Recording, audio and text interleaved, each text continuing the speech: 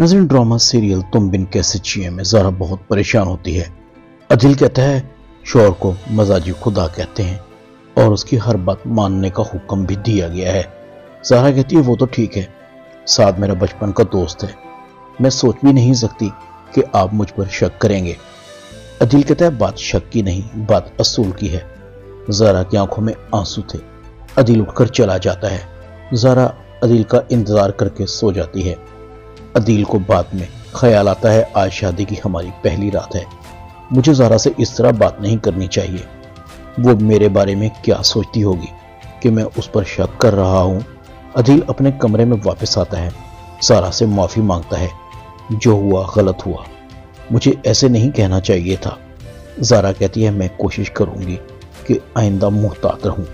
عدیل زارا کی طرف دیکھ کر مسکراتا ہے۔ لگتا ہے تم نے مجھے معاف نہیں کیا۔ زارا کہتی ہے ایسی بات نہیں۔ عدیل زارا کو منہ دکھائی کا گفٹ دیتا ہے۔ عدیل زارا کے لیے کافی بنانے کے لیے کچن میں آتا ہے۔ ماہم کہتی ہے شروع میں اگر محتاط ہو جاؤ تو بہتر ہوتا ہے، ورنہ ساری عمر بیوی کے نیچے لگ کر رہنا پڑتا ہے۔ عدیل کہتا ہے اس میں نیچے لگنے والی کون سی بات ہے، آج زارا کا پہلا دن ہے، اس کا خیال تو تمہیں رکھنا چاہیے تھا۔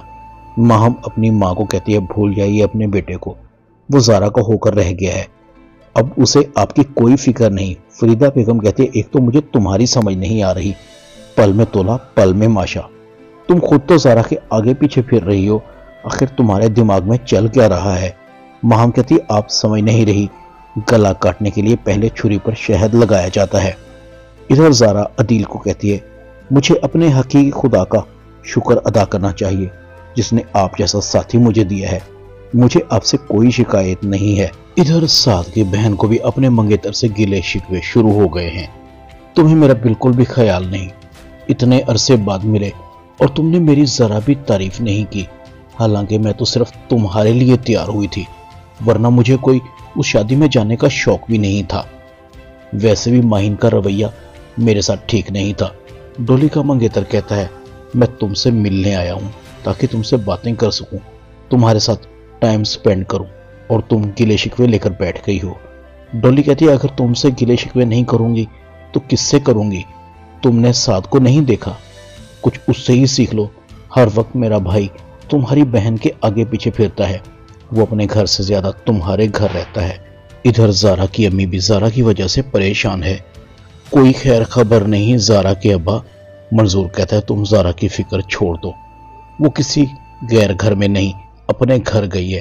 سروت کہتی ہے مجھے فریدہ کی وجہ سے پریشانی ہے، جس طرح سے وہ باتیں کر رہی تھی صاف پتہ لگ رہا تھا کہ وہ اس شادی سے خوش نہیں۔ منظور کہتا ہے اپنے دل سے وہم نکال دو، اپنی بیٹی کے لیے دعا کرو کہ وہ اپنے گھر میں خوش رہے۔ ڈرامہ تم بن کیسے جیے میں اتنا ہی۔